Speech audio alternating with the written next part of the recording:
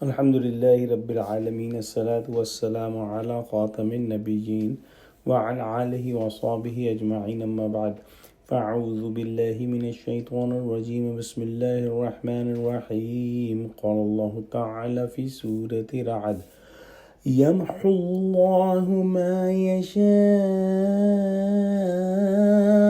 ويثبت وعنده الکتاب. ترجمہ: خدا جس کو چاہے مٹا دیتا ہے اور جس کو چاہتا ہے قائم رکھتا ہے، اور اسی کے پاس اصل کتاب ہے. یعنی اللہ سبحانہ و تعالی اپنی حکمت کے موافق جس حکم کو چاہے منسوخ کر دے، جسے چاہے باقی رکھے. وہ جس قوم کو چاہے مٹا دے، جسے چاہے اس کی جگہ جما دے. جن اسباب کی تاثیر چاہے بدل ڈالے، جن کی چاہے نہ بدلے.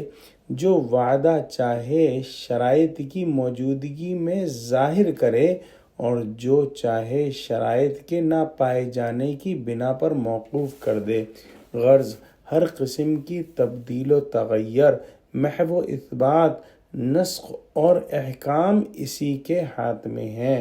قضاء و قدر کے تمام دفاتر اللہ سبحانہ و تعالی کے قبضہ قدرت میں ہیں، اور سب تفصیلات اور دفاتر کی جڑ، جسے الکتاب کہنا چاہیے، اللہ سبحانہ و تعالی کے پاس ہی ہے. یعنی علم ازلی محیط جو ہر قسم کے تبدل اور تغیر سے قطعاً منزہ اور مبرہ ہے، اور لوح محفوظ کا ماخذ ہے.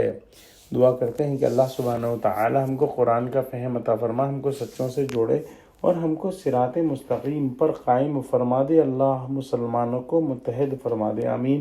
وآخر دعوانا الحمد للہ رب العالمین، والسلام علیکم ورحمۃ اللہ وبرکاتہ.